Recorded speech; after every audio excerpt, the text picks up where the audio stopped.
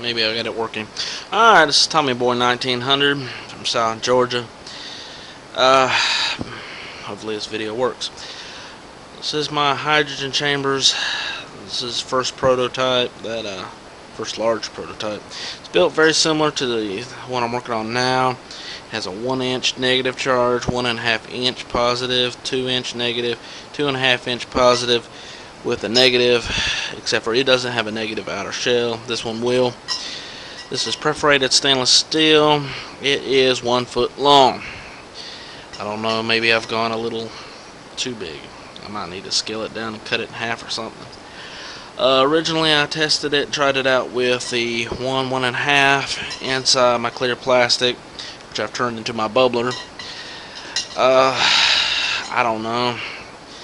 The problem I got with the current prototype is the copper. It's flaking off. It was actually black in the water. I filtered it out and dried it out. It is copper.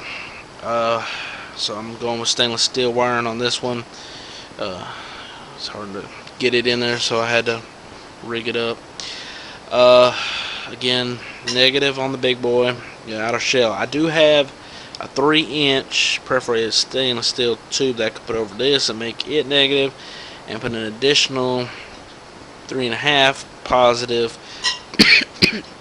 But I do not have a 3.5 pipe, and I can't find one right now. No stainless steel, and I'm kind of broke and can't afford one right now, so I'm going to stick with what I got. Alright, I got extra materials, but I'm not in the mood to make any more right this second. Having to be strapped for cash like most of us. But anyway, back to the main points.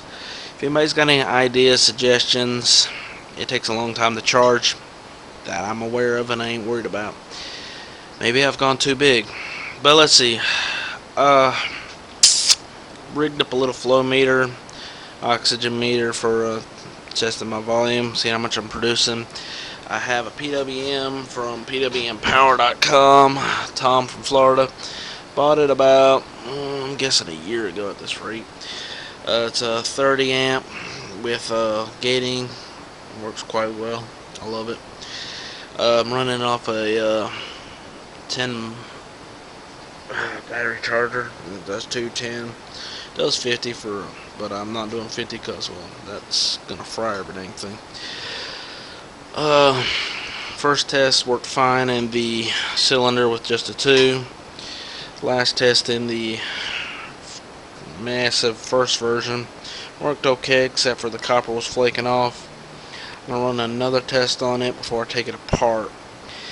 If anybody has any ideas, questions, please. That's why I'm making this video. I got rubber spacers in order to keep them from grinding out. Pretty much all I did was cut up one of those caps, because, well, short on supplies. Again, it's negative charged on the cylinder, 1-inch, positive on the 1.5, negative on the 2, positive on the 2.5, and a negative on the 3-inch. This is a foot long. It's a lot of stainless steel. It takes a long time to charge up. On the other hand,